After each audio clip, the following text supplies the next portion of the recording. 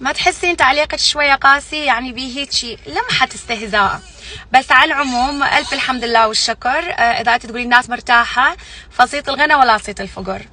أوكي، وإن شكرتم لأزيدنكم.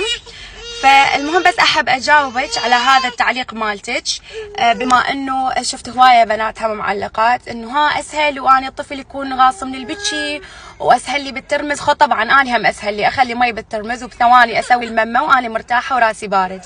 بس الحليب الباودر ببكتيريا، لازم تحطين عليه مي مغلي، يعني كلش درجة الغليان العالية كلش، يلا تقتل هاي البكتيريا. واني ما كنت اريد اخاطر باي شيء، فكنت افضل انه حتى لو هي مثلا شوية بكت خلي تبكي شوية تنتظر لحد لما اسوي لها الممة، دقيقة او 3 دقائق ما راح تفرق هواية.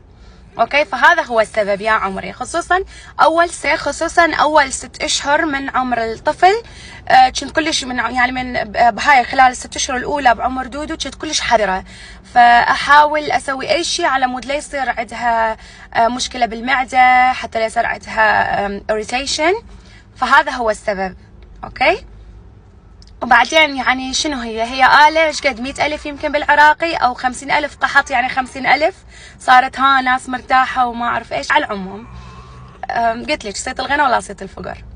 فيا عمري انتي راح احط لك انا بنهاية هذا الفيديو صورة ما جايبتها من جيبي من جوجل، يشرح انه الحليب الباودر ببكتيريا ولازم يندار عليه دائما مي مغلي حتى يتعقم الحليب.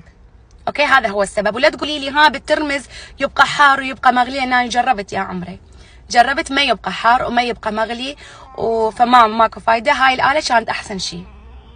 راح انزل الكلام اللي قلته من جوجل بالانجليزي وبالعربي هسه بنهاية هذا الفيديو، وشوفي ان الكلام مو من جيبي جايبته اني بس الحمد لله والشكر. المهم هذا اللي انا كله سويته فادني وما صار عندي مشاكل ويا دودو.